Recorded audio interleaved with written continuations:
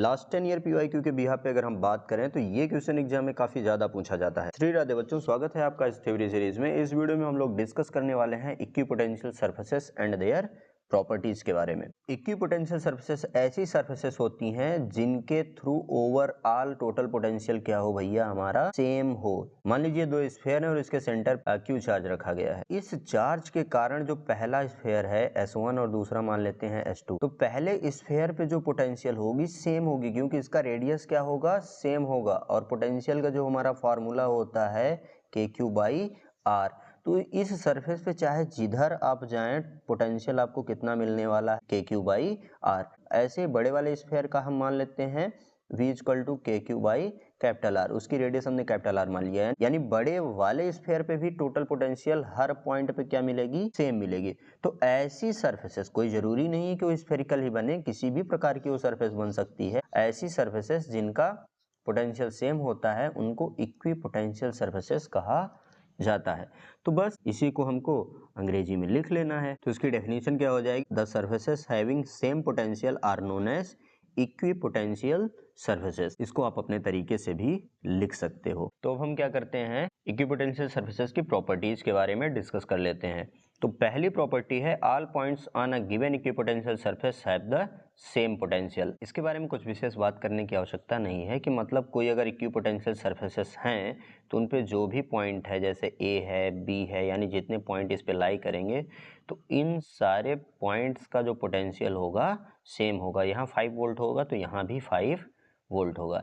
ये हमारी पहली प्रॉपर्टी है। नेक्स्ट है हमारा दे आर 2D और 3D। इसका मतलब ये है कि जो हमारी इक्विपोटेंशियल सरफेसेस हैं या तो ये 2 डायमेंशन में होंगी या तो 3 डायमेंशन में होंगी। अब हम बात कर लेते हैं कब ये 2D होंगी, कब 3D होंगी।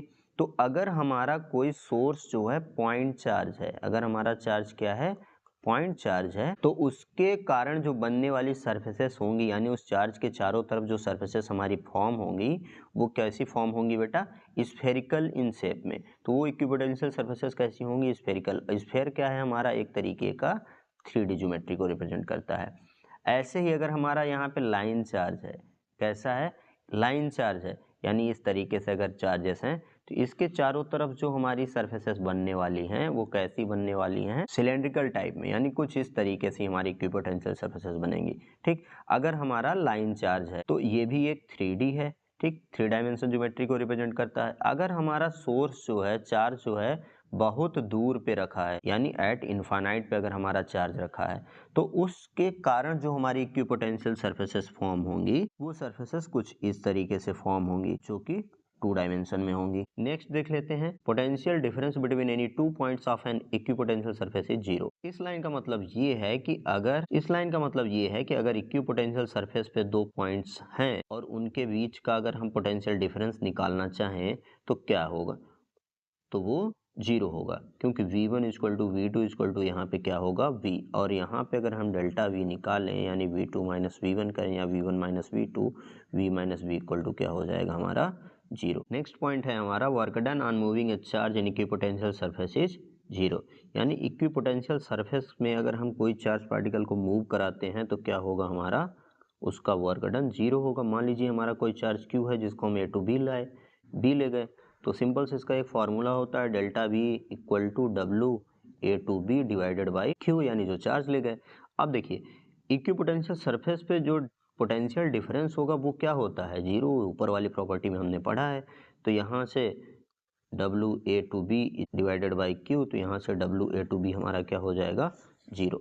यानी अगर किसी इक्विपोटेंशियल सरफेस पे आप किसी चार्ज पार्टिकल को मूव करा रहे हो तो वहाँ कोई वर्क डन आपको करना नहीं पड़ेगा। नेक्स्ट है हमारा electric field line perpendicular to the equipotential surface. इसका मतलब ये है कि इलेक्ट्रिक फील्ड लाइंस हमेशा इक्विपोटेंशियल सरफेसेस पे क्या होती हैं, परपेंडिकुलर होती हैं, यानी 90 डिग्री का एंगल बनाती हैं। मान लीजिए कोई इलेक्ट्रिक फील्ड ये है और इसका जो डिस्प्लेसमेंट है एक पॉइंट से दूसरे पॉइंट तक, वो D, ये वेक्टर आपका मान लीजिए D वेक्टर इधर है, ये एंगल थीटा है। तो यहाँ से जो वर्क डन का फॉर्मूला होता है E.D आता है।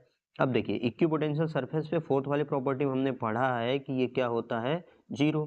तो ED cos थीटा है ना, तो डॉट प्रोडक्ट का फॉर्मूला होता है, तो cos थीटा = 0। तो यहाँ से थीटा = कितना आ जाएगा, 90 डिग्री। 90 डिग्री का मतलब यही है कि एक दूसरे पे क्या है, परपेंडिकुलर। नेक्स्ट हमारा है two equipotential surfaces never intersect to each other, यानी दो इक्विपोटेंशियल सर्फेस एक दूसरे को कभी इंटरसेक्ट नहीं करती हैं।